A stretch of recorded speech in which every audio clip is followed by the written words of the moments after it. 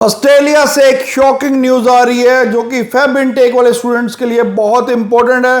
तो मैं उनको उसकी डिटेल बताऊंगा कि ये न्यूज क्या है, वो कैसे इसको इम्पेक्ट करेगी और स्टूडेंट को इस टाइम पे क्या करना चाहिए, उसकी रेमेडी भी साथ में दूंगा।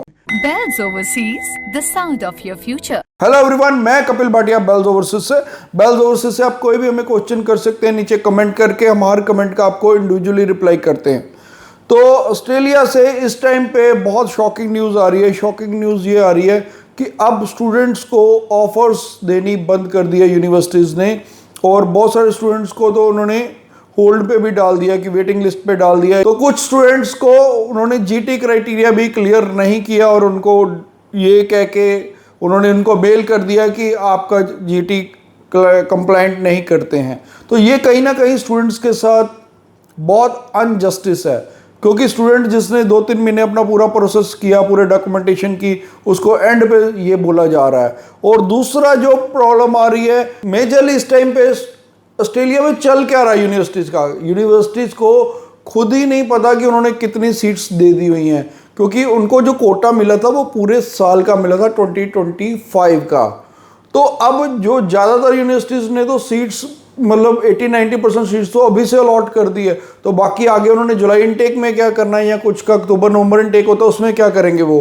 तो अब आपको सरप्राइज होगा सुन के, कुछ यूनिवर्सिटीज़ ने अपने इंडिया से ऑफिसेज भी क्लोज कर दिए।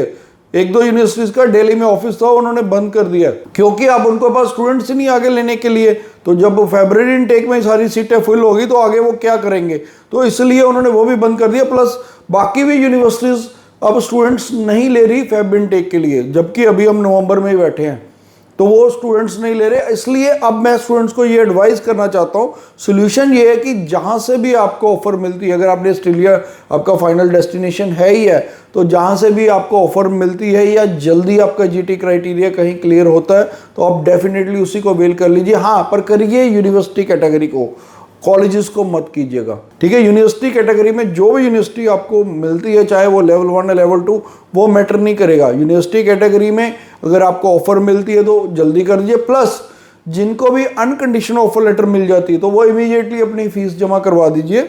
मैं ये नहीं कहता कि मेरे स्टूडेंट ही करें, मैं सबके लिए ये बता रहा हूँ कि आप अपना इमीडिएटली, क्योंकि अब जो यूनिवर्सिटीज़ है वो भी ज़्यादा वेट नहीं कर रही हैं। अगर आज आपको अनकंडीशनल मिली तो उन्होंने कल देखना है, परसों आप उससे पूछ लेना मेल करके, हाँ जी ये स्टूडेंट करवा रहा है या नहीं करवा रहा, तो आप इमीडिएटली अपनी फीस पे करके अपनी सीट जरूर सिक्योर कर लो। और प्लस जुलाई इनटेक में जो स्टूडेंट बैठेंगे, हम जुलाई में अप्लाई कर लेंगे, तो जुलाई में आप ये मान के चलो कि बहुत लिमिटेड सीट होंगी, क्योंकि मेजरली यूनिवर्सिटीज़ सारी अपनी ज़्यादातर सीट फिल करके ही बैठ गए हैं। 80-90% सीट्स फिल होगी, 10 से 20% सीट्स ही सिर्फ जुलाई के लिए बचेंगी। तो इसलिए बेटर है कि आप फेब इनटेक को ही कैच कर लो, और इसी में सबसे ज़्यादा बेटर आपके प्रोस्पेक्ट्स हैं। अगर तो ऑस्ट्रेलिया गवर्नमेंट ने उनकी सीट्स बढ़ा दी यूनिवर्सिटीज़ की, फिर तो ठीक है, जुलाई इनटेक अच्छा हो जाएगा। अगर नहीं बढ़ाएंगे, सिर्फ यही कोटा रहेगा, तो फिर आप मान के चलिए कि जुलाई इनटेक बहुत ही छोटा इनटेक होगा जिसमें बहुत लिमिटेड सी सीट्स होंगी, तो वहाँ मुश्किल हो जाएगी आपको एडमिशन लेनी। तो अब बेटर है कि आप फेब इनटेक को ही कैच करने की कोशिश कीजिए। फिर भी अगर आपका कोई डाउट है, क्वेश्चन है, क्वेरी, आप हमें नीचे कमेंट कर दीजिए, हम हर कमेंट के आपको रिप्लाई करेंगे। Bells Overseas, the sound of your future.